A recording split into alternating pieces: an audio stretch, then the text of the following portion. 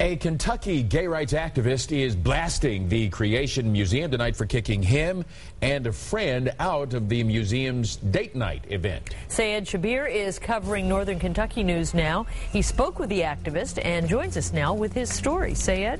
Well, Clyde and Carol, on Friday night, Joe Sonka and his friend Brandon Absher of Lexington, Kentucky, went to the Creation Museum to attend the date night event as a gay couple. But the museum security guards refused to allow them inside and asked them to leave without a refund. While the men say it's a clear case of sexual discrimination, the museum has an entirely different story. Two men eating dinner together was too much for them. That's how Joe Sonka feels about his recent run-in with the Creation Museum. He and a friend had purchased tickets for the museum's date night event, which was held this past Friday. What they thought would be a special night out at the museum quickly turned sour. They stopped my friend at the door and would not let him in once they determined that his date was another man. Sonka says he was kicked out of the event simply because he and his friend were posing as a gay couple.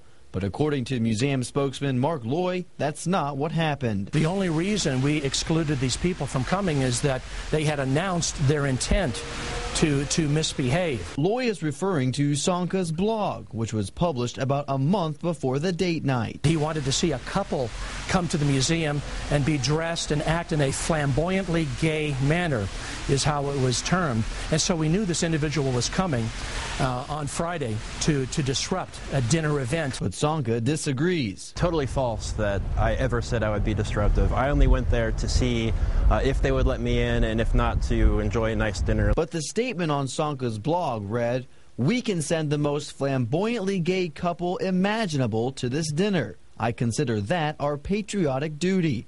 Although the intent of being disruptive is not spelled out, the museum felt it was more than enough to kick the two men out without a refund. Why should we pay for their meals and pay for the musician due to their misbehavior? Now, museum officials say their doors are open to everyone, regardless of race, religion, or sexual orientation. But if someone is coming to the museum to make a political statement or be disruptive, they will be asked to leave, just as the two men were on Friday. Clyde? All right, Sayed Shabir reporting tonight.